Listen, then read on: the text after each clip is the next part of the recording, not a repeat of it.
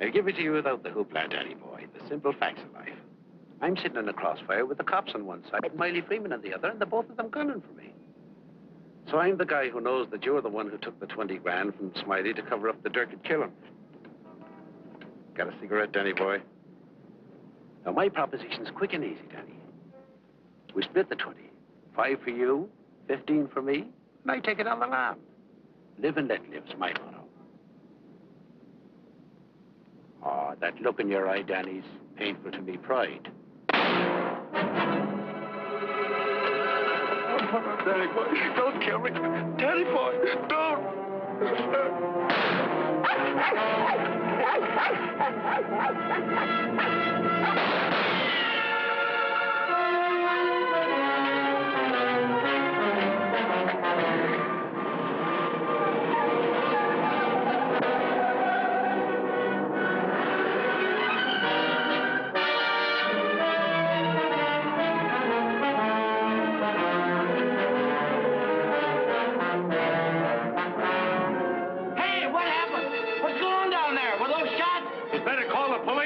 There's been a murder.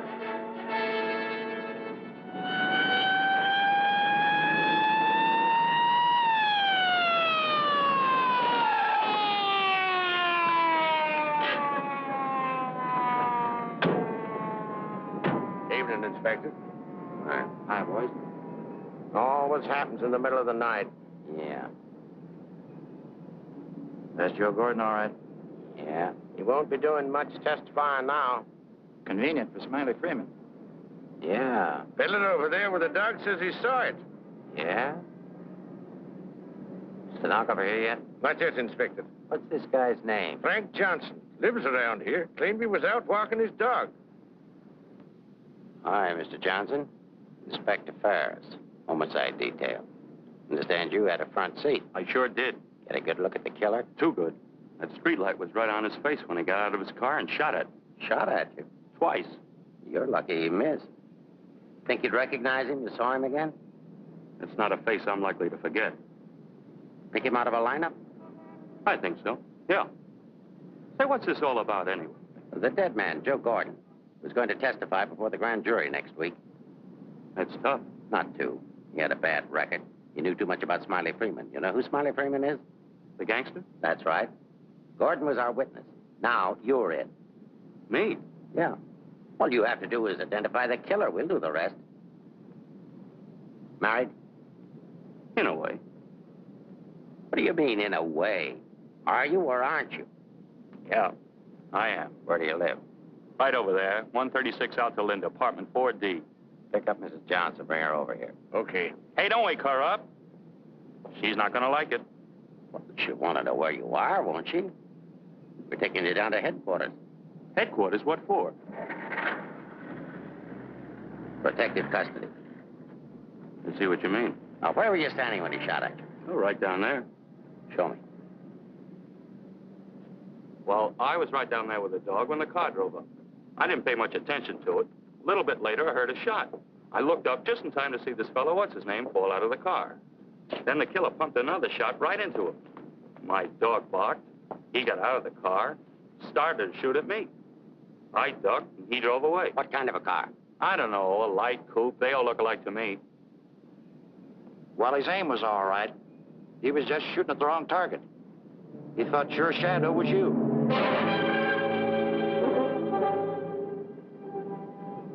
Will you go call Reardon? Maybe he won't miss next time. There won't be any next time. Yeah, but suppose you don't get a conviction, then what? Do I have to spend the rest of my life with police protection? Or wind up on a sidewalk like him? What are you worried about? He missed, didn't he?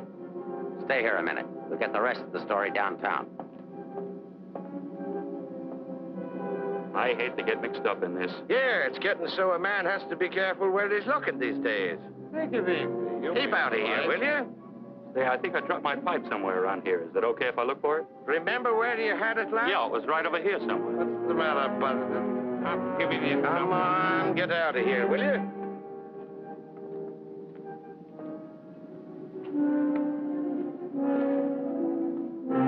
Pick up Smiley Freeman and everybody connected with him. Put him in a lineup, see if Johnson can identify anybody.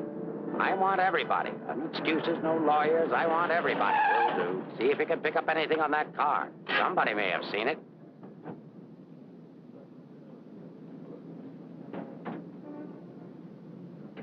Mrs. Johnson, that's not your husband. Man was killed. He saw it happen. He's right over here.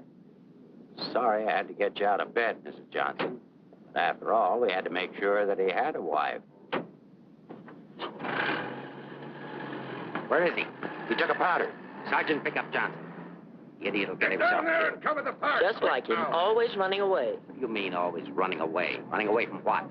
From everything. Broadcast the description. White, male American. Wears a trench coat, soft brown hat. A very ordinary-looking fellow, I'm afraid. Yeah. Well, how would you describe your husband, Mrs. Johnson? I couldn't. I haven't been able to for a long time. May I go now? Come on, you might. Nice dish, huh? Nice-looking dish. I want everything shut off. Bridge controls, roadblocks, everything. I'll stick with her. Right. Did you hear the shots fired? How could I? I was in bed, sound asleep. Find any pictures of him? No, but plenty of her. Just some tired snaps of him. They won't do anybody any good. But keep them. It's books on psychology. I wonder why. Has he got a problem? I wouldn't know. Maybe he's confused. Aren't we all? Pipe smoker. What does that mean?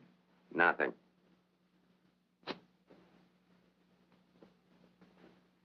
Oh, he's got two suits, one of which he's wearing. Well, what does he care what he looks like? Nobody pays any attention to him anyway. Not even his wife. You're really wasting your time. There must be at least 20,000 men in San Francisco who answer that description. How are you going to find him? There'd have to be something different about him. Different anyway from other people. There is something different about him. There's something different about everybody. And we're going to dig till we find out what it is. Now, you see our problem, Mrs. Johnson. Why won't you help us? I'm helping. What do you want me to do? I want you to answer a few questions. Go ahead, ask. Where does he generally go when he's not at home? I haven't the faintest idea. Has he any relatives in this area? No. Who are his friends? I don't know his friends. The dog is our only mutual friend. You always go to sleep when he walks the dog? No, sometimes he goes to sleep and I walk the dog. Say, Inspector, here are a couple of more. Oh, I'm terribly sorry. There's been a mistake. Release these men at once. Keep digging. Okay. Every man between the ages of 35 and 40 who was out tonight is wearing a trench coat and a snap-brim felt. All of them 5'11", weighing 170, and all of them scared to answer questions. The domestic situation in this town must be terrible. Yeah. Kitchen? Well, it's got a stove in it.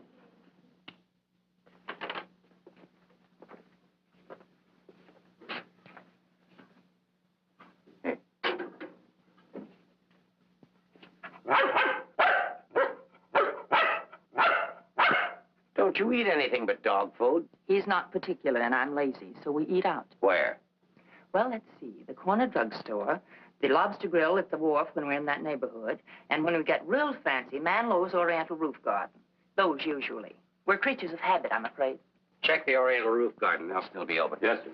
2 o'clock in the morning. How am I going to explain this at home? What's going on here? I'm sorry. There's been a mistake. He's sorry. What am I going to tell my wife? Come on. What did you and your husband quarrel about tonight, Mrs. Johnson? We don't have to have a reason anymore. Don't you have a decent picture of your husband? No, he doesn't like to have his picture taken. I don't want any photographs of him floating around that might get in the papers. The killer doesn't know what he looks like. Didn't he see him? No, he shot at his shadow. Shot. He shot at Frank? Twice. Nobody knows that except the killer, your husband, and now you. So let's keep it that way. It's important. He's really in danger then. Worried? I thought you were beyond worrying about him. I didn't say that. If he doesn't give himself up, you're really going to have something to worry about. We've got to protect him. Like you did the other witness? Joe Gordon would be alive right now if he hadn't had his lawyer spring him. Hey, Mark, here's a prescription for Frank Johnson. Husband ill?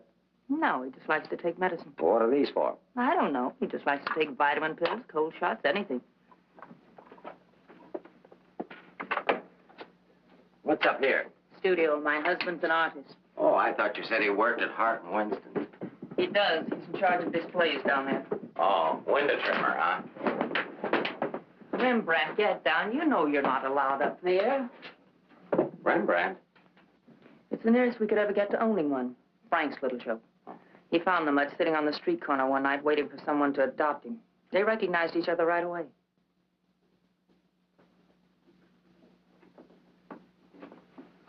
Is this supposed to be you? Yes. It was a lovely autumn day. The wind was blowing through my hair.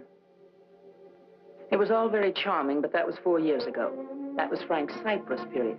He had 4 important periods in his painting career. Say, how did you two ever happen to get together in the first place? I met him at a friend's house in Carmel. He wanted to paint, and I was all for it. I had $5,000, and he had $2,000 in talent, so we got married. After Carmel, he became restless, so we went to Taos, New Mexico, where he painted Indians. That's an Indian. Yeah. Then he got tired of Indians, so we went to Bucks County, Pennsylvania, where he painted old Dutch barns with hex signs on them. Say, did he ever do a self-portrait? He didn't like himself that much. Oh. You do these in Pennsylvania? No, he got restless again, so we came to San Francisco. Here he started sketching crummy old characters that hung around wharves, missions, and gin mills.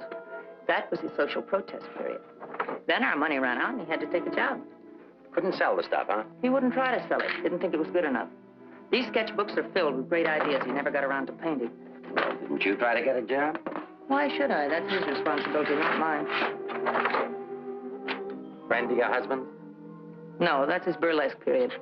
Now, that I like. It's pretty good. Yes, but it takes more than talent to have a career. You have to have staying power. Frank's a drifter, so when the money ran out, we just drifted. Who's this? Oh, some dance team over in Chinatown. Know him? Oh, he's a retired ferry boat captain who does sand sculptures at the beach. Oh, I know who that is. That's Rembrandt. What has all this got to do with finding Frank? You just answer the questions. That is, if it doesn't hurt. Why should it hurt me? It's all past and done with. If you want to snoop into the remains of our marriage, that's up to you. Don't touch that telephone. If that's your husband, find out where he is. But keep on talking.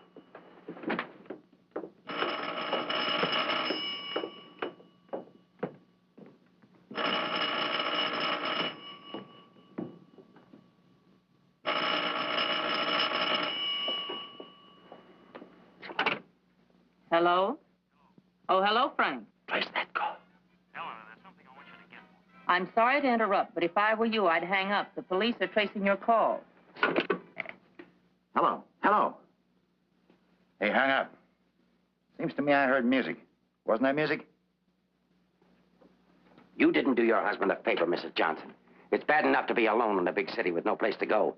But as soon as the newspapers hit the streets and the killer finds out he didn't get your husband, there'll be guys looking for him with guns. If I had a husband I wanted to get rid of, I'd do exactly what you did. If he wants to run away, that's his business. And your business, too, Mrs. Johnson. I'll be seeing you. No wonder the world's full of bachelors. A little more needling's all she needs. Give her plenty of rope, but keep her tailed. She wants to get rid of him. Women are curious. Even that dame will go after him. Come on, be a good fellow and let us up. Who's handling the case? Inspector Ferris. Oh, he's a friend of mine. Is that right, Inspector? Sure, we know him well. Hi, Ferris. What's the dope? No story. How about that Johnson gal? Is she good looking? What about the witness? What witness? Oh, cut it out. Cut it out. It's already gone to press. You get a look at the murderer? No. What's his wife like? Any filth? Lay off the tabloid sex stuff, Leggett.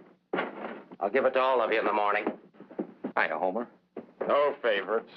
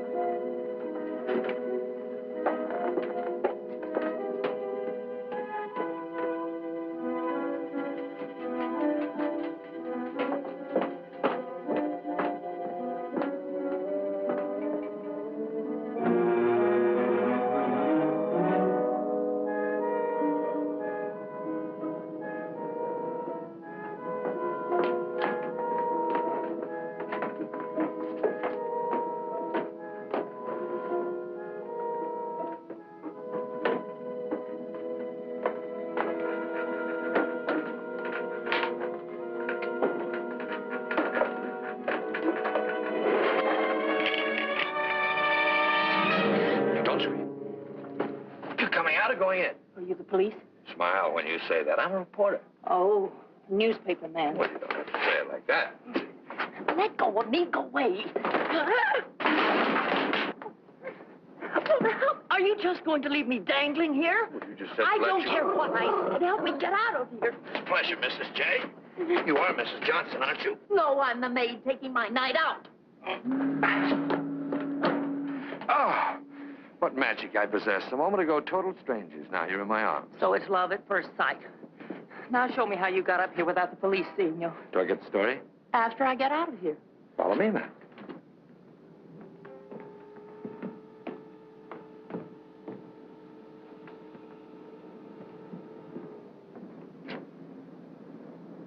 Looks like half the police force is down there.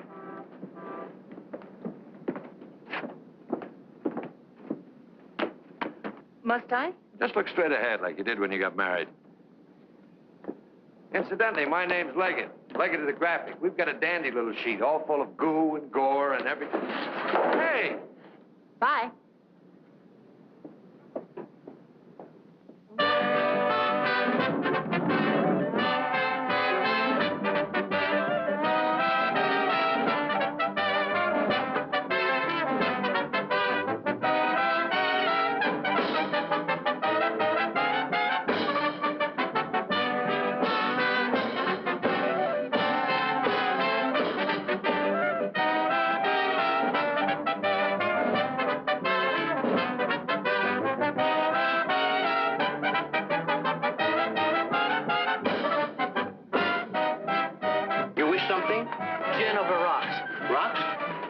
Taken, madam. Well, thank you, Mrs. Johnson. I'd love to join you. You didn't think you were going to get rid of me as easy as you ducked the police, did you?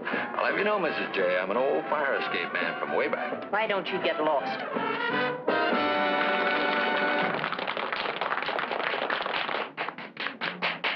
Now then, how about the story? You'll get the story from my husband when he's safe and sound in jail. Oh, but he won't be safe and sound. Have you forgotten a fellow by the name of Joe Gordon? Do you wish something? Yeah, let me have a bourbon old-fashioned. Why did you come here tonight, Mrs. Johnson? Or shouldn't I ask? Because I like it here. You didn't by any chance come here to meet, say, your husband, did you? Or is that a far-fetched supposition? Supposition? I better stop using those four-syllable words. I won't be working for the Graphic anymore. Where's your husband, Mrs. Johnson? I don't know. Did he see the killer? I don't know. Should we dance? Why don't you drop dead? Hold it. Why don't you be nice to me, Mrs. Johnson? Who knows? I might even be able to help you. I'm not a bad guy when you get to know me. A little obnoxious, perhaps, but pleasant. Now then, answer yes or no. Your husband saw the killer and took it on the lam, right? Right. And you're meeting him here. I haven't the slightest idea. I came here on a hunch. When he phoned tonight, I heard music that could only have come from this joint. Something to eat? No, thanks. No food. Oh, go ahead. Try something. No, really, nothing. Oh, I've got a deal for you. You find your husband with my help. Give me an exclusive for 24 hours, and I'll get my paper to pay you for it. Trying to buy me so soon? First, I'm going to try and buy you. And if I can, I'm going to try to win you. Isn't that the reverse of the usual procedure? I'm a perverse fellow. On second thought, Mrs. J, I find you very attractive. I may try and win you right off. No, thanks. I'd rather be bought. Very mercenary. All to the good, though. I like mercenary women. Good thấy đúng thấy nè. Đây ngon lắm. Money? Sure. How much? Oh, I don't know, grand maybe. Is it worth that much? Will be by the time I get through building it up. Frank will need it if he wants to get away. I'll bring it with me. Just tell me where and when. And you won't print anything until I give the word. Scout's honor. It's a deal. Shall we drink to it? To the speedy conclusion of all our troubles. Yours, your husband's, and mine. You've got trouble? You don't look it. None that I can't solve now that we're partners.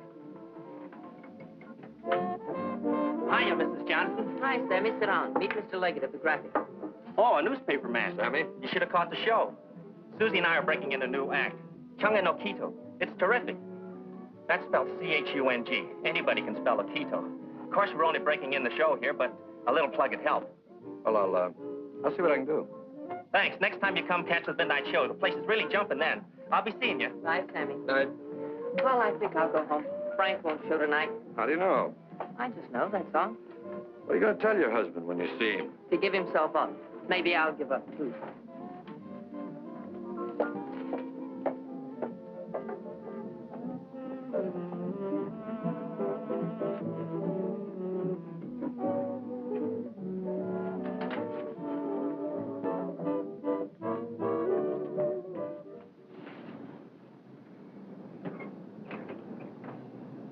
Lay your flag down. You want to go in over the roof? No, I'll go in the front door and give them something to think about. No, in that case, I'll disappear. Let's not give them too much to think about. Well, if I need you, I'll get in touch with you.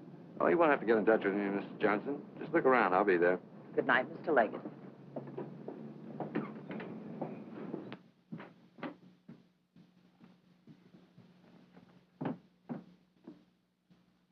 What are you doing here? That was nice going, Mrs. Johnson, but the next time you try to get out, you'll have more trouble. I've got news for you. I've just seen your husband's doctor. Why, aren't you feeling well? Your husband isn't a hypochondriac. He's a very sick man. He's got a bad heart. I don't believe it. Ask Dr. Holler.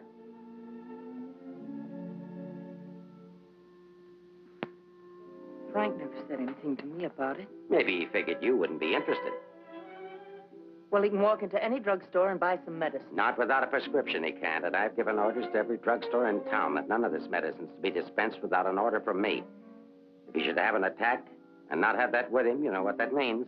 You can't do that. If it's the only way I can get him to come in and testify, I mean to use it. But Frank's done nothing wrong. Oh, yes, he has. He was in the wrong place at the wrong time. I thought the police were supposed to protect people, not put them in danger. All it says in my book, sister, is that the good of the majority's got to be upheld. And for the good of the majority, Frank Johnson's got to testify.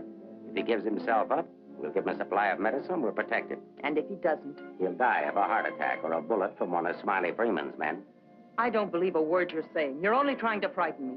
And I'm getting pretty sick of you. Now get out of here. Of course, if you want to try to find it, I won't try to stop you. But I don't think you can find it. I don't think he's running away from us. I think he's running away from you. I said get out.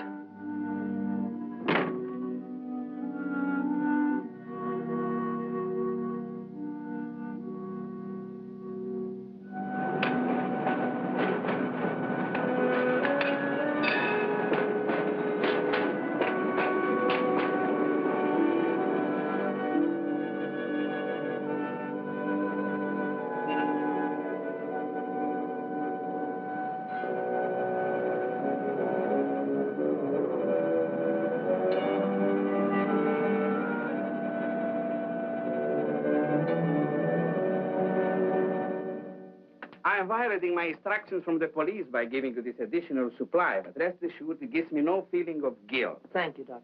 After the excitement of last night, your husband undoubtedly used the ampoules he carried with him. So you see, my action is not prompted by kindness so much as reluctance to gamble with a man's life. Is his heart really that bad, Doctor? Frank's condition isn't any worse than thousands of men that strain their hearts running in track meets. The misguided believed that they were building up their bodies. If it were only his heart, we could control it. What do you mean? Well, for the past year, your husband has had hypertension. That complicates matters. Hypertension. What causes that? Well, I'm not sure. My guess is overwork, unhappiness, anxiety. But you know more about it than I do. Why should I? But naturally, you must know about his troubles. I'm only his doctor. You are his wife. Oh, yes. I'm that bitter, selfish, vicious wife. The cause of his unhappiness, the cause of his failure. Is that what he told you? Is that what he tells everyone? Frank didn't discuss his private life with me, nor do I care to hear it from you. I shall explain to you his condition, and that's all. He has a cardiac condition. Let's call it X. Now, X alone is not serious. He also has hypertension. Let's call that Y. Now, X plus Y is dangerous. I'm Y, I suppose. I'm not a psychiatrist, Mrs. Johnson. I deal only with facts. X plus Y equals steady deterioration. X minus Y is an improvement.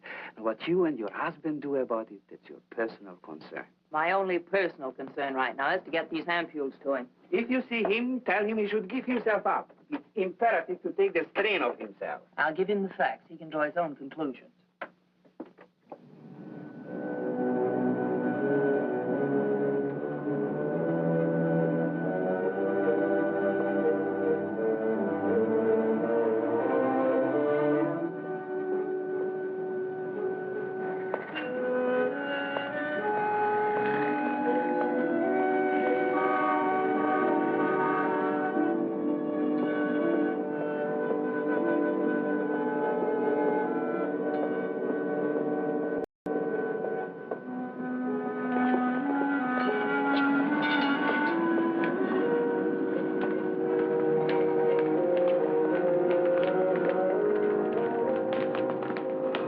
Frank, darling, I thought I'd never find you. Now stay right here. I'll be back in 5 minutes to explain everything. All right, Mr. Johnson, come along. My name isn't Johnson. Yeah, and I suppose that isn't your wife either. No, but I wish it were. Do you have any identification? Yes, I have. My name is Stephen Carruthers, optometrist. While we're on the subject, I think you better have your eyes examined.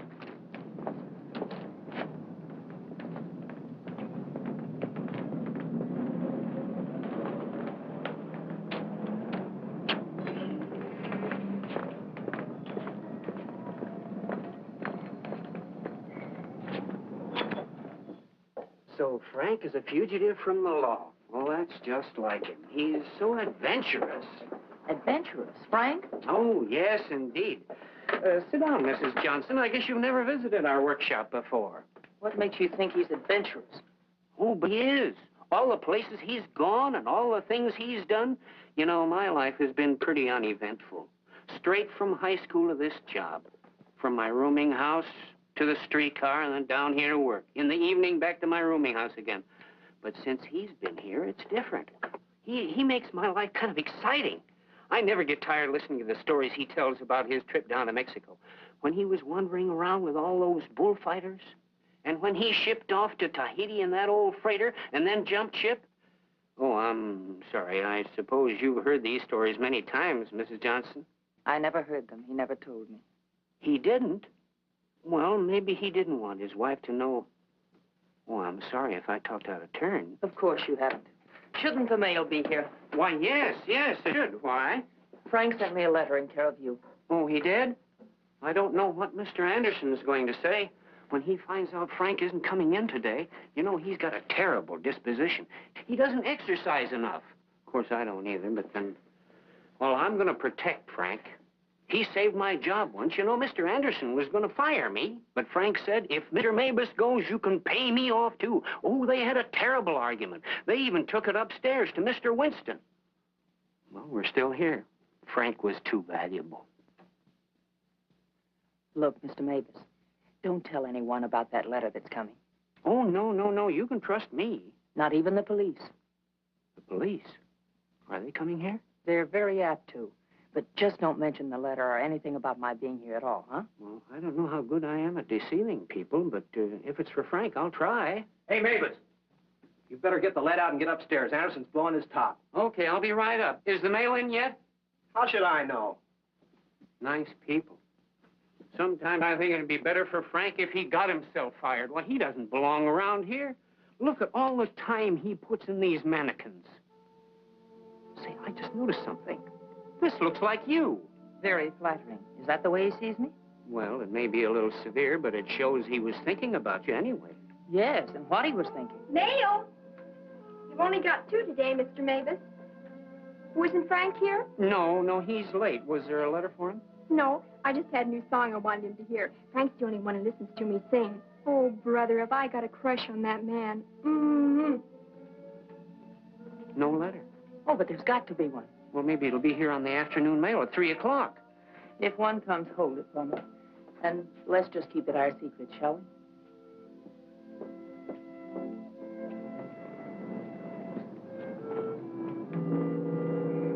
Good morning, Mr. Johnson. He didn't show up for work this morning, did he? Where'd your new pal Leggett? I haven't the vaguest idea. I wouldn't get too cozy with that guy if I were you.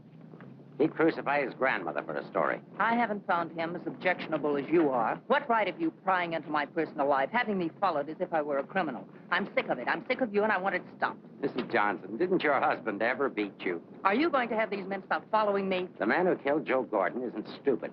If I'm smart enough to use you as a bird dog to lead us to your husband, so is he. You may be very happy to have a cop around before this thing's over. That I doubt. Stick with it. How could I lose a redhead like that?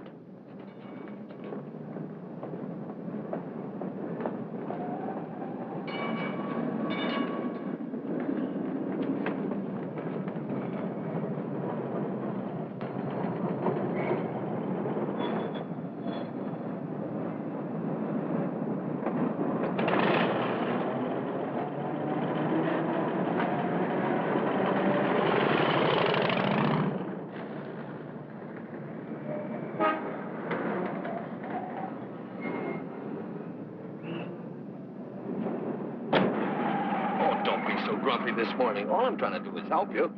Do you know that you've got a little shadow? Huh? There she is.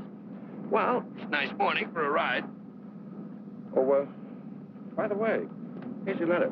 Well, I'll be surprised. Don't be. $10 and an underpaid store clerk can get you anything. But don't you worry about it. I'll put it on my expense account. But how did you know about it? The menu.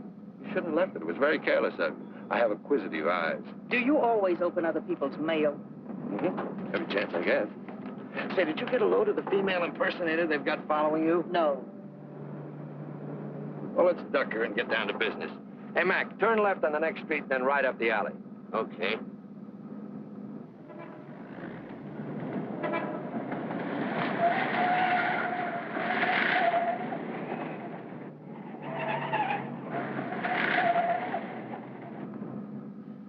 Mean anything to you? Oh, a lot of things. Something to go on? I'm not sure. What does he mean in there about the doctor and the ampules? It's medicine he needs. He has a bad heart. How bad? Bad enough. I just found out. He's got to have these pills, and he can't get them anywhere. The police have seen to that. Yeah, squeeze play. That Ferris is smart. Will he die? I don't know. I spoke to his doctor. It isn't serious, only under certain conditions. Oh.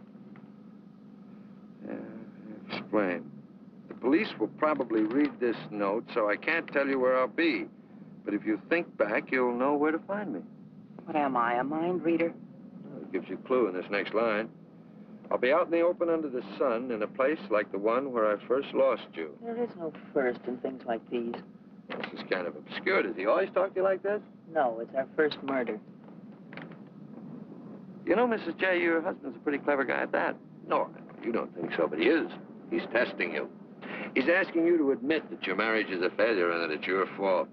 He's saying that he understands you, but that you don't understand him. Now, listen, Mr. Leggett of the Graphic. I've had just about enough of the all-wise male. In the past 10 hours, I've met 3 men. 3 men who all put together haven't known Frank for 1 fraction of the length of time I have. Yet they all know him better than I do. Well, along the way, I found out a few things myself. I found out how Frank Johnson really feels about me. That at the first chance, his first excuse, he took off, ran. That he didn't even think enough of me to confide in me that he was ill. Then at the store, in the faces of those mannequins, I saw what he really sees in me. All right, it's okay if that's the way he feels about it, but if he wants his ampules, he'll have to come out of hiding and get them. What did you have for breakfast? Cigarette and coffee? Cigarette. I thought so. Take us over to Lancey's on Powell. Lancey's? Okay. This place has the best waffles in town. Butter in every little square. View's always better on a full tummy. How about another one? Oh, no, thanks. Now that I've got you softened up, Mrs. J., there's something that I have to tell you. You have to find your husband. No, not for the money, I promise you, or my story, but for yourself. He's challenged you. You've got to accept it or admit he's right. I really would like to find him, if only I could decipher the riddle in this letter. Together we can do it. That letter's like drawing a graph. One line is to trace his movements from last night. The other leads back into the past. But you have to remember, where they cross, that's where your husband is. You need a manicure. So I do. You know, this is the first time in my life I ever insisted on helping a woman find her husband. That I believe. By the way, what do people call you besides Leggett of the Graphic? Oh, people that like me call me Danny Boy. Okay, Danny Boy. Fisherman's Wharf. Frank used to come here a lot. I remember once he did a watercolor of a boat. A fisherman admired it, so Frank just gave it to him. Not to be outdone, the fisherman gave Frank a big swordfish. I made a remark about the joys of living by the barter system, and we had a bitter quarrel. But it certainly wasn't the first one. Do you think Frank was referring to a quarrel when he said, where I first lost you? What else? Another one started up here on Telegraph Hill. Frank did a canvas of the harbor from here that I thought was wonderful. When I told him so, he insinuated that my taste in art ran to calendars. I said my taste was my own, and I wanted the paint. So he gave it to me. But he signed it, Eleanor's husband. Without telling him, I entered in the contest they were having here at the art gallery. The oil by Eleanor's husband won first prize, $500. But do you think Frank was pleased when he found out? Oh, no. He refused the money and withdrew the painting, said he wasn't ready yet. Sounds pretty stubborn. Stupidly stubborn. I wonder if he ever really wanted to be successful. Soon after that, he took the job at Hart and Winston's. You know, the only thing we know for sure is that Frank was at the Oriental Gardens last night. While we're in the neighborhood, let's drop in. Yeah, he sat around the dressing room until we came down to do the 1 o'clock show. Then he said he was going to make a phone call. Then Frank wrote the letter. He said to get in touch with you, that he was going to send the letter to a store, care of Mr. Mavis. Haven't I seen you someplace before? Shouldn't be surprised. I've been there. But didn't he say what he was going to do or where he might go? I didn't want to pump him. Say, why don't you try Sullivan? Who's Sullivan? He's a grand Mick, runs a bar across the street. Come on, I'll show you. You can go down the back stairs. Now I know where I've seen you before. Last night. Oh, sure, I was in with Mrs. Johnson. No, I mean the picture that Frank drew. Picture? What picture? Of me? Well, it looks something like you. You know how Frank's always drawing pictures. Did he say who this man was? No, he didn't. I wonder if I should have told the cops about it. Oh, well, they'll be back. The man that was in said so. Susie, quit yakking. Do you still have the picture? Maybe I could run it in the paper. Yeah, it's upstairs in my dressing room. I better keep it, though. Hey, Leggett, are you sure you want to help find Frank? Say, don't forget that plug in the paper about us. We can sure use it. Okay, take it from the top. I've got to see our agent.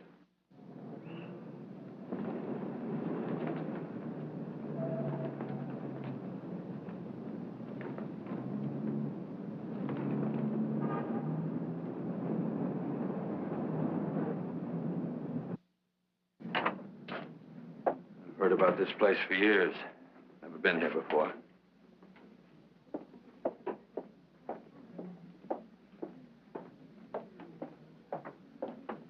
What do you have, folks? You hungry? Specialty today, corned beef and cabbage, or egg foo young. No food. Gin over rocks for the lady and old-fashioned for me.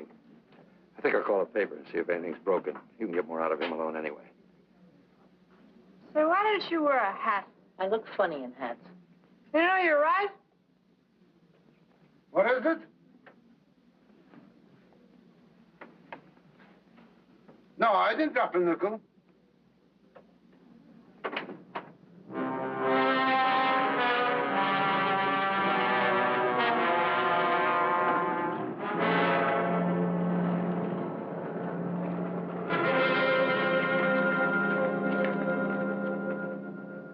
Yes, Mrs. Johnson. Frank was in here last night, just before closing time. Did he say where he was going? No, he didn't. Just borrowed $10 is all. Maybe I should tell you. There was a couple of fellas in here this morning asking about Frank. Fellas that you couldn't very well say, mind your own business to. Is he in some sort of trouble, Mrs. Johnson? Some. He didn't come home last night. They're all alike. I've been looking for mine for 3 years. I'm glad I finally met you, Mom.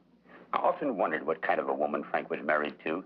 Not that I imagined he was too easy to live with, being so quiet and moody and strange at times. For instance, now look at this picture. Look at the date he put on it. Frank painted this for me about 6 months ago. It was on St. Patrick's Day. But look at the date on it. March 17, 1947. Well, I suppose it's an artist's privilege. March 17th, that's Frank's birthday. 1947. We spent the day on the beach at Cypress Point. Then we suddenly decided we had to see the sunset from the top of the mark. So we drove to San Francisco. We had a car then. We had champagne cocktails and watched the sunset over the Golden Gate. After all, it was Frank's birthday and St. Patrick's. We had a beautiful dinner at Andre's and Café Diablo at Amigos. Then we drove back to Carmel in the softest moonlight I've ever known. Ah, there's nothing like being young and in love. And daft. To boot. What? Daft, to boot. Well, I guess people are entitled to do crazy things on their birthday. This year we didn't. I went to a movie. Frank came down here and painted that picture. Now I know what Frank meant when he said someone should have been in that picture with him.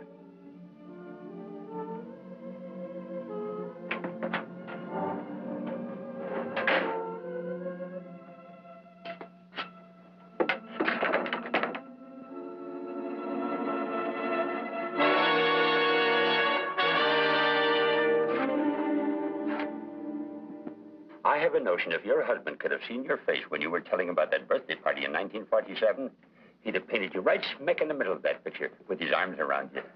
Ah, sorry I was so long. Oh, Mr. Leggett of the graphic, Mr. Sullivan. He's helping me look for Frank. Hi. Freshen up a little, will you? Now, hold the garbage. You? No, I'm fine. Get something? Something I hadn't counted on. What? Frank still loves me. It's a big help. I think so. If it'll help any, Frank asked me how early the Army and Navy store is open. The one that's down on the Embarcadero. No, he's getting smart. He's changed his clothes. What do you say we cover it?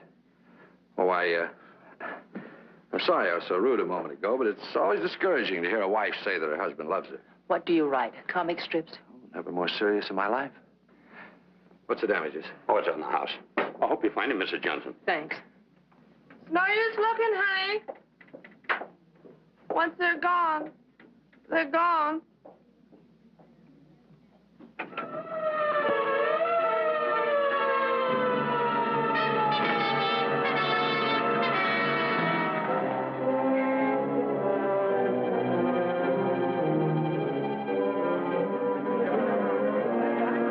How did it happen? I was walking along and she almost hit me. She must have fell from the Oriental roof garden up there. Who is she? She's one of the dancers from the show. Maybe a drink, Sammy? It helps sometimes. No, thanks. Hi, Sammy. Let him alone, can't you? I just heard about it. I'm sorry. I can't understand it, Inspector. Susie was happy. We were doing great. There was no reason for it. Sometimes we don't know what makes people tick, even the ones closest to us. I just can't believe she killed herself. Well, maybe she didn't. Inspector, how Well, else? it could have been robbery. She might have surprised somebody in the dressing room. Did you check her stuff, see if anything was missing? No. Well, do it now.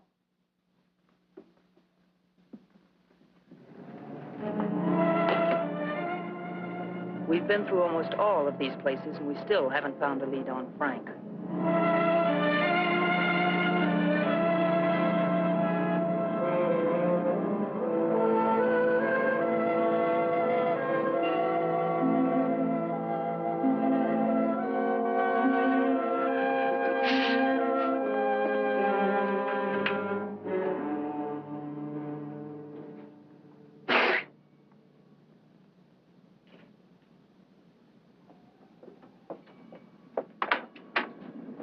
Mind if I look at this coat? That's a man's coat.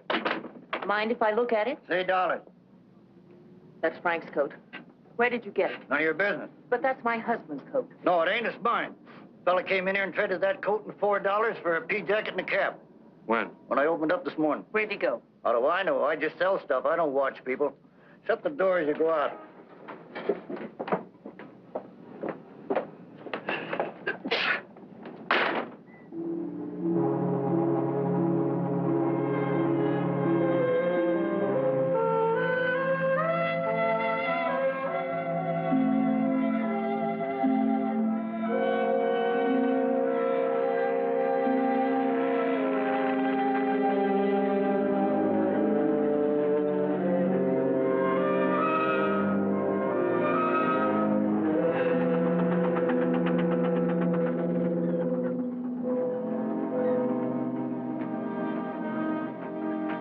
Look. Well, wouldn't you know? There he is, just like nothing had happened.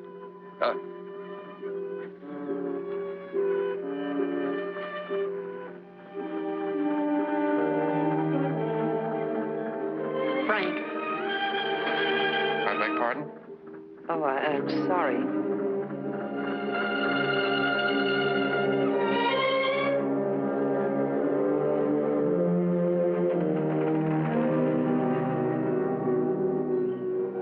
I never knew there were so many land-going sailors in the world. All of them wearing pea jackets and seamen's caps.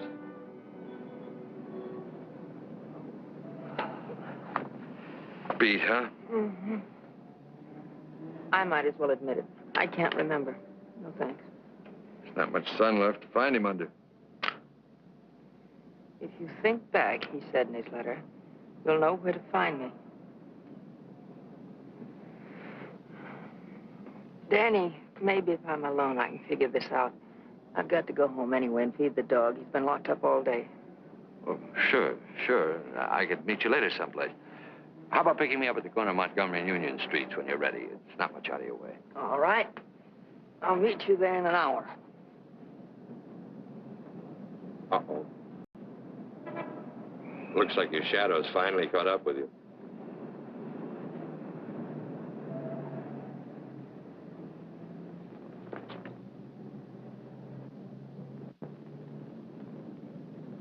Are you tired as I am? I beg your pardon. Come on, there's no need in spending 2 cab fares. We might as well go together. But, well... Oh, come on. At least you'll have someone to talk to.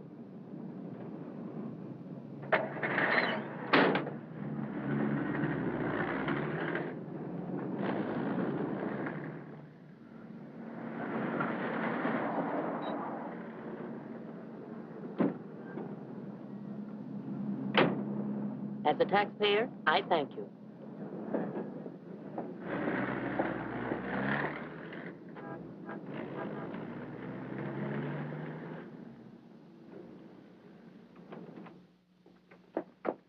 Hello, Rembrandt.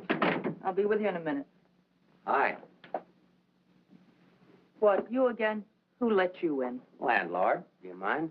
Oh, no. Make yourself at home. I love having cops move in on me. Where's the letter? Don't pretend you don't know what I'm talking about. I mean the letter your pal picked up at Hart and Winston's this morning. I want it.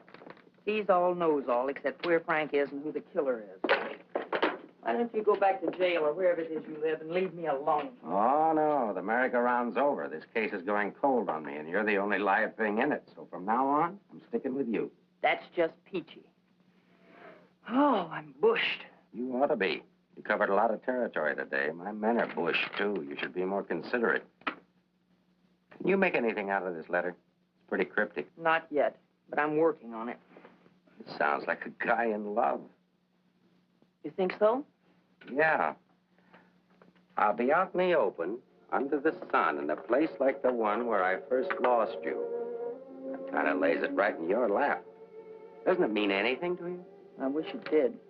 I'm glad you're not bringing me my medicine. Oh, don't worry. I'll find you. And I'll be right there with you when you do.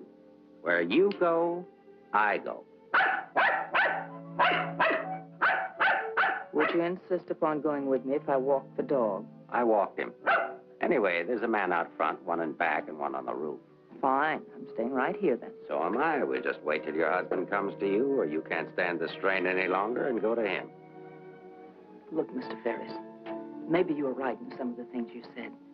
Today I discovered a lot about Frank I never knew before. In one day, what you couldn't find out in 4 years?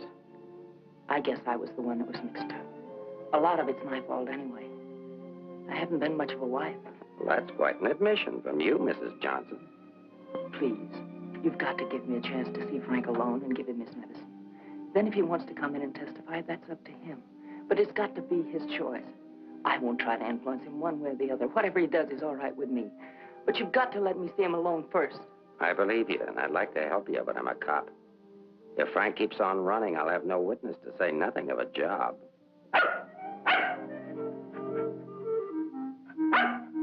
He's hungry. Couldn't you have fed him, too? I couldn't figure out how to work the can opener. Can I use your phone?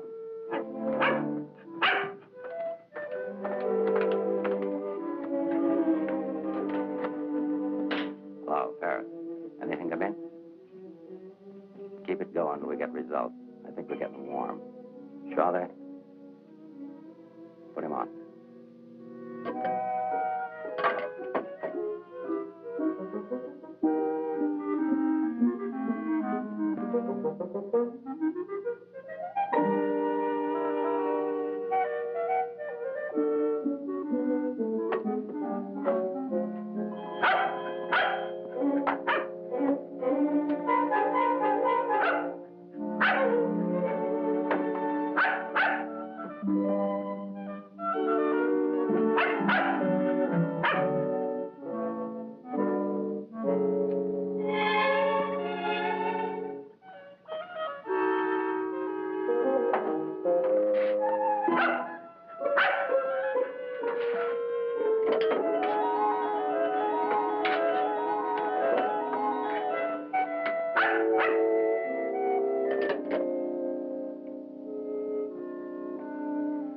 Sorry, Rembrandt. It's the only thing I can think of.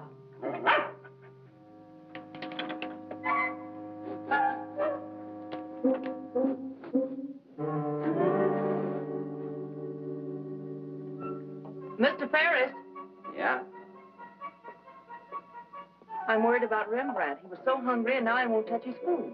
That's funny. When his nose is so hot, maybe I'd better take him to the vet. I'll take him. I like dogs. Oh, thank you. Get your shoes. His temperature is normal. In fact, he seems to be in perfect health. But I'm worried about him, Doctor. He won't eat. Maybe he isn't hungry. Perhaps he should stay here for a few days for observation. May I take a look at your exercise yard? Oh, yes, right out that door across the hall. And, Doctor, see if you can't coax him to eat something.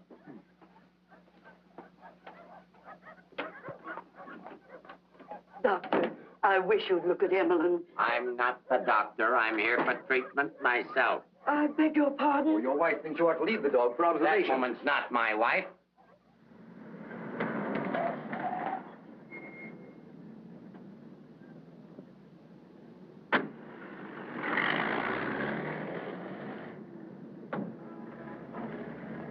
Ferris was there when I got back. He knew about Frank's letter. Well, that doesn't surprise me. I knew he'd check that. Danny, I've been thinking. Why did Frank send it to Hart and Winston? He didn't want it intercepted. Why not leave it with Sammy Chung, then? Or give it to anybody he knew who'd bring it to me? Why Mavis at the store? You mean you think there's a reason, something you missed? Yes, something I didn't see, something I overlooked. Driver, take us to Hart and Winston. Okay.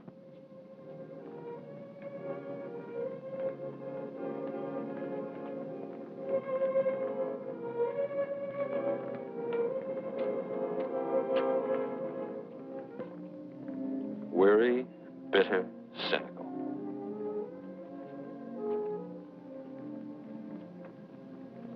Fresh, eager, and hopeful.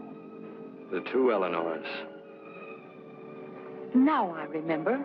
One day on the beach at Carmel, just after we were married, Frank made a mermaid out of sand. It was supposed to be me. And a big wave came up and washed it away. And he said, well, I've lost you. And I said, you'll never lose me, Frank. I won't let you. That's what he meant in the letter. It wasn't a quarrel. This means something to you. You know where he is? I'll take you there. Inspector Ferris wants to see you. Why? Look, he wants to see you. Where? Later.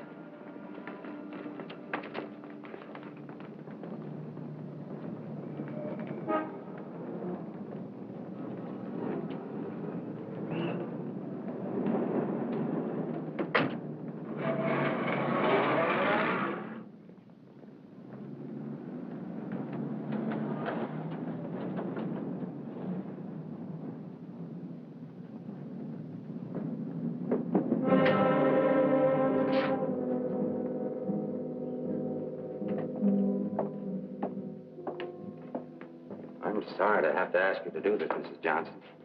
This man was found in an alley behind a gin mill on the Embarcadero. He'd been brutally beaten to death. He wasn't wearing a trench coat, but he was wearing a seaman's cap and jacket. From what I remember of your husband, it could be him. I'm not sure. So I'll have to ask you to make positive identification.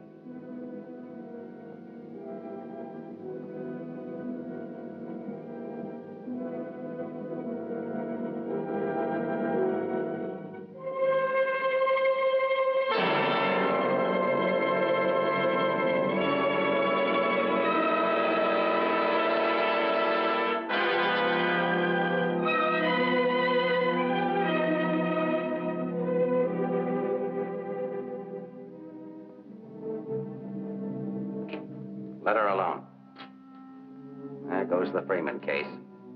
2 witnesses, 2 dead men. That's the way it goes sometimes.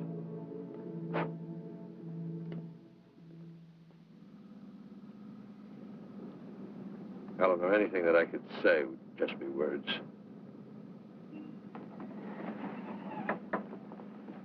Danny, that wasn't Frank. For a quick moment, I thought it was, and I felt things I didn't know I could feel. What was I holding out for? Why didn't I learn to understand him? Why don't we give freely of ourselves when we can? If only I had another chance, I thought.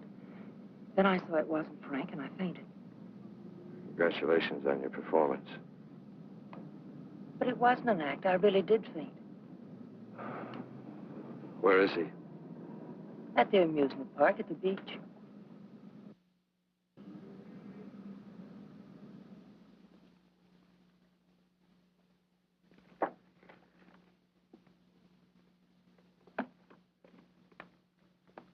You were there when it happened. Why can't you talk? That Johnson dame's a smart cookie. Yeah. I wonder where she got the idea of passing that stiff off as her husband. Somebody had to pass him off. Sure. The guy she identified was a second mate off a tanker, just been paid off. Somebody rolled him for his dough. Why wasn't I told? The fingerprint report just came. Kick me for a knucklehead. Get down to the taxi stand, check and find out where they took her.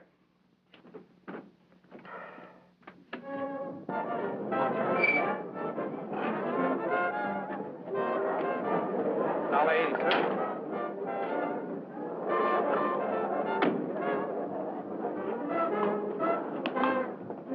Hey, Mac, watch my cab. Will they want to get a hamburger? Okay, bud.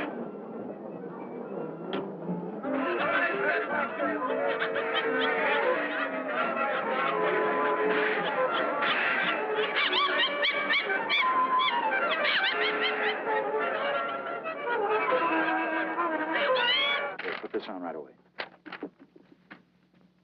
All units in the Bay Area, be on the lookout for one yellow cab, number 323. License number in the 7 column. 49 Frank 762.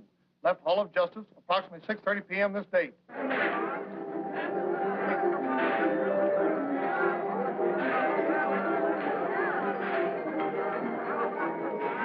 Right down there beyond that railing at the sand sculptures.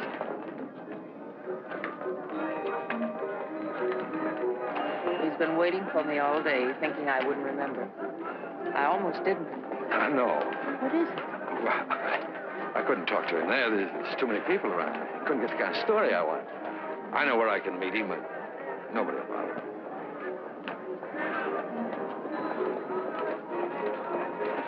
Oh, look at the sand sculpture. I had an uncle that used to make statues, only he made them out of ice. A small donation for the artist will be appreciated. Here you are. Thank you.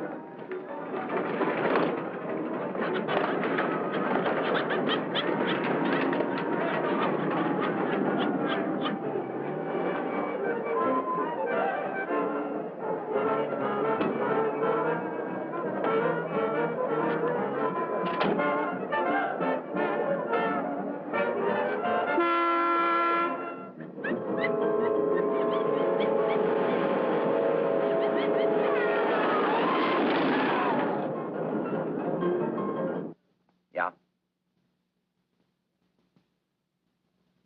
This thing's beginning to boil. We'll be right down. We're going to the beach. Come on, Rembrandt. What my eyes miss, your nose will smell. Come on.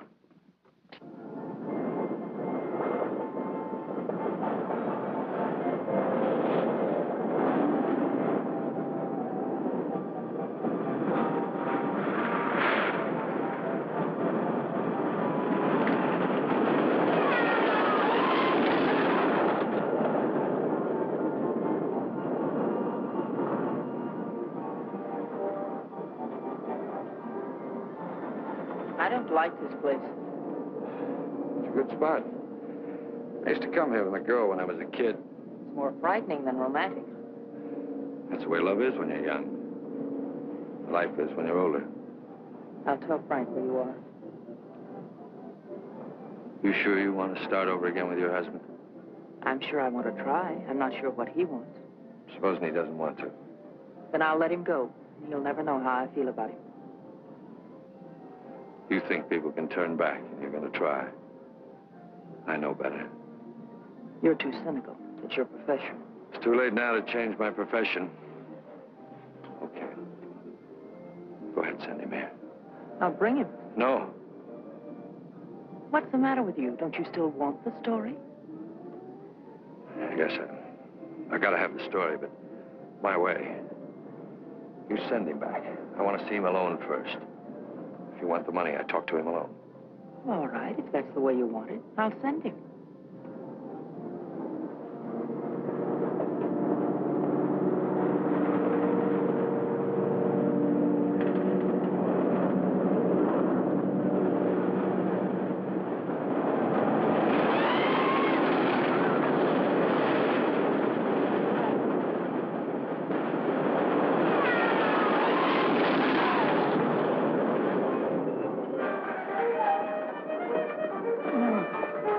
fellas get over there and cover the pier side. Yes, right, sir. You get up there. Make like a gate. If Johnson tries to come through, arrest him. What charge? For failing to curb his dog in a public park. I'm coming in from the other end of the pier.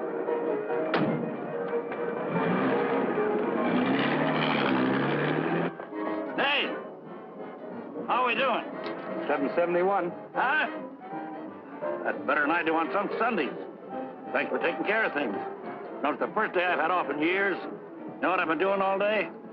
Riding back and forth between here and Sausalito on my old ferry boat. Look, I can't stick around here anymore. I've got to get out of here. Say, Cap, I hate to ask you, but Won't take you very far. Here's the keys to my car and the ticket. Find it over in the parkway. Tank's full. Thanks, Cap. I'll get it back to you. You better.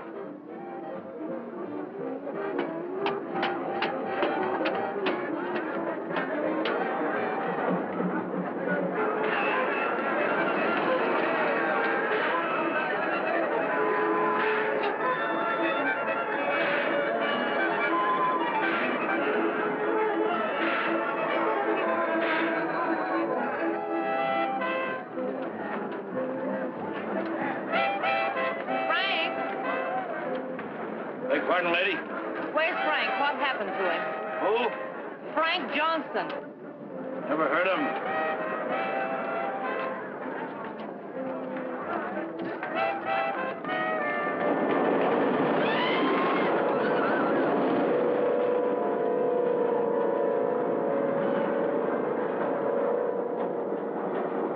Sorry, Mrs. Johnson, but I had to be careful. Frank waited all day and said he couldn't wait any longer. So I loaned him my car about 5 minutes ago. Where'd you go? Over at the parking lot at the other end of the Midway. Thank you.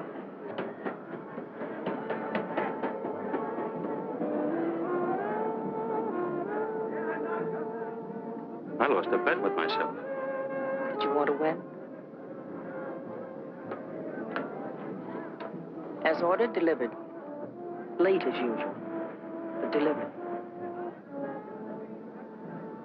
Let's get out of the light. Keep an eye out for us, will you, Cap?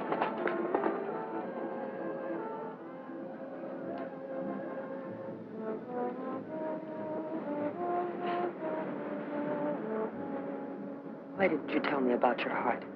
Oh, you know, doctors, they make a big deal of everything. Guess it was a silly thing to do, writing that corny note. It sounded like you'd had a couple of drinks. I had. By the time I finished the drinks and the letter, I was a pretty sad character. Well, I can't hide out here forever. Would you want to? I can get a job in another town. I'm a pretty fair window trimmer. Pretty good artist, too. We've got to pull out of this. We? Yes. If this excitement hasn't killed you, I'm sure I can't. We'll get out of town where you'll be safe. Can't go very far. I've got $7.71. Borrowed that from the captain. There's a fellow named Leggett, a reporter from the Graphic. He helped me find you. He's promised to give you $1,000 for an exclusive. A lot of money for the little I can tell. Well, his paper must think it's worth it, so why look a gift horse in the mouth? But where is he? Over by the roller coaster. Come on, I'll show you. Hey, you, turn around. You know an artist named Frank Johnson? Who? Frank Johnson. An artist. Did a sketch of you. I saw it. Could be, but I don't remember. Oh, gee, I just work here. Used to be a ferry boat captain, though.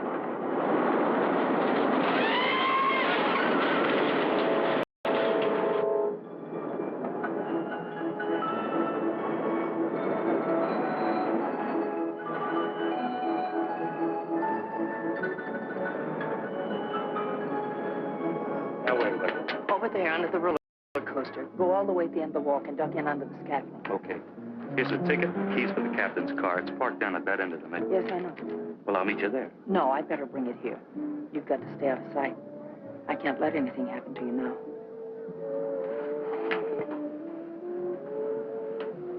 Nothing can happen to me now. Remember that man shot at you? How did you know? That wasn't in the paper. Ferris told me. Nobody else knows it. No, the guy that fired the shots.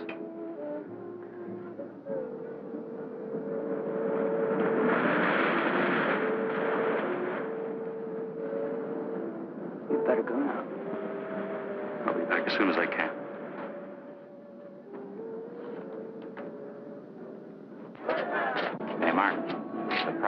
but the aunt has just got word for you to call in. Johnson hasn't passed me yet.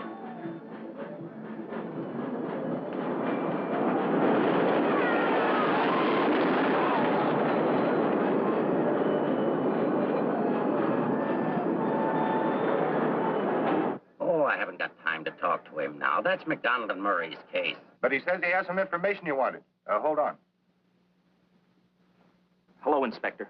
Remember you asked me to check all of Susie's things to see if anything was missing? Sammy, I'm busy. I'll see you tomorrow. I just wanted to tell you that nothing was missing, except that sketch that Frank drew on the back of a menu. Sketch of who? I don't know. But Susie said it looked like that newspaper man that was in the club this afternoon with Mrs. Johnson. I'd got notice he was going to give us won't do Susie any good now.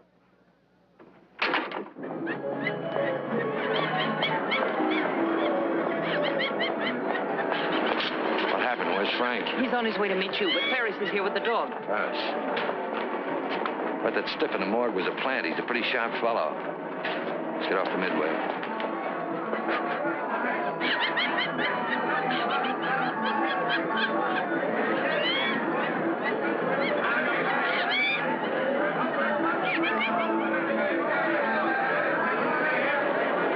Come on, now, never look for us in here. But these things make me sick. Stay in your seats, folks. The second ride is half fare. I'll never ride this thing again. Right up there, lady.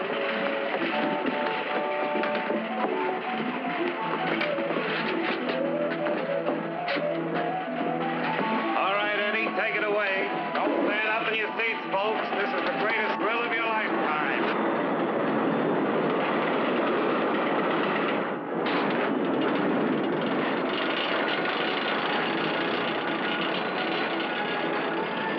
The ride only takes a couple of minutes. Besides, when we get to the top, we can see if Frank's there. Oh, he must be there by now.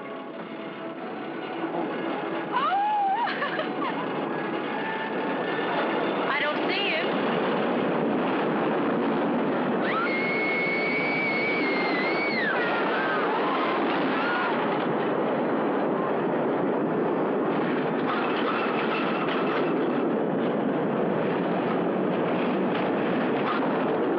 Where is he? I don't know.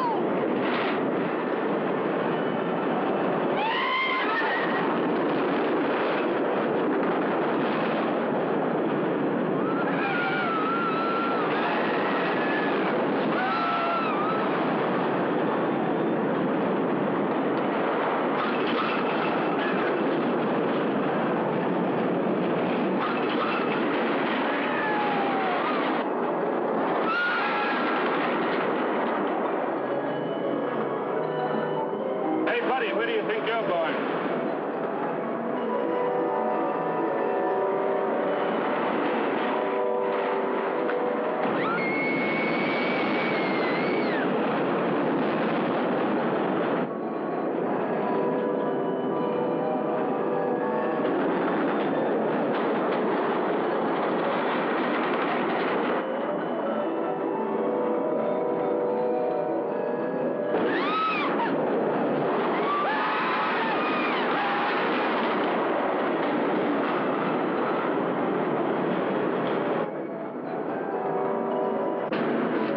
The second ride is only half fare. Take it.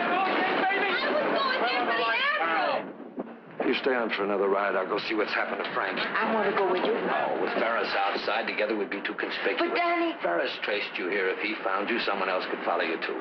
Second ride, half fare. Radio go again. Okay, Eddie, take it away. Don't forget, someone shot at him last night. They tried to kill him once, they'll do it again. Forget, someone shot at him last night. They tried to kill him once, they'll do it again. Nobody knows that except your husband, the killer, and now you. Nobody knows that except your husband, the killer, and now you.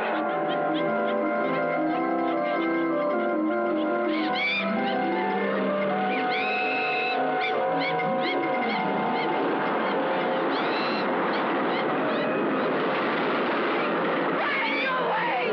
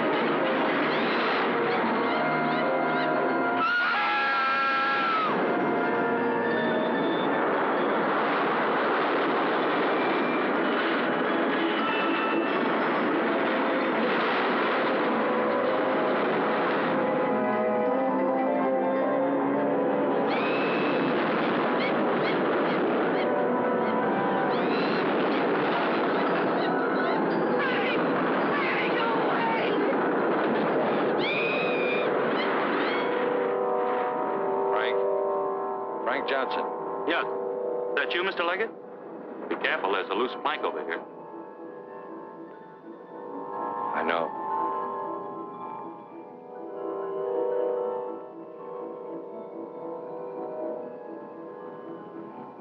Why don't you get it over with?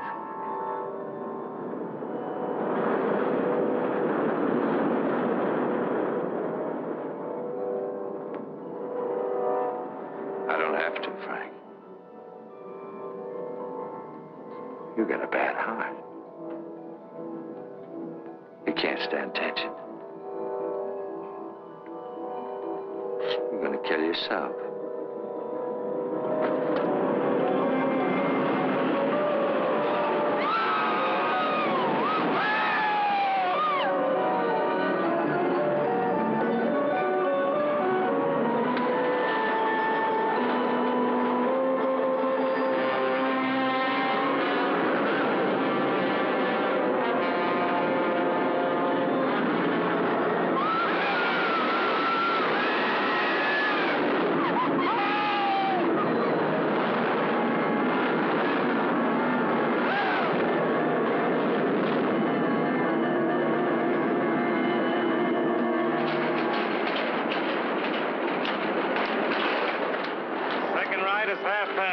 Take advantage of the second ride. It's only half fare.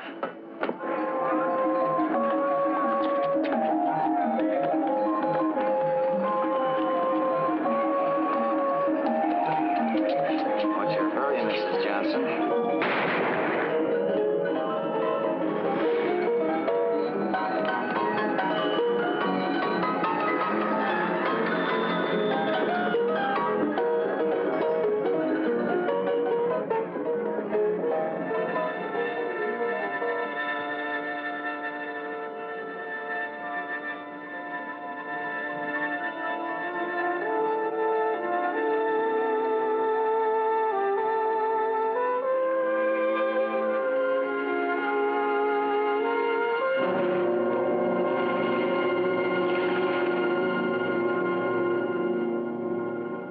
I had to do it, Mrs. Johnson. Let's leg it down there. Your husband's safe. Where's Frank? Out there on the midway.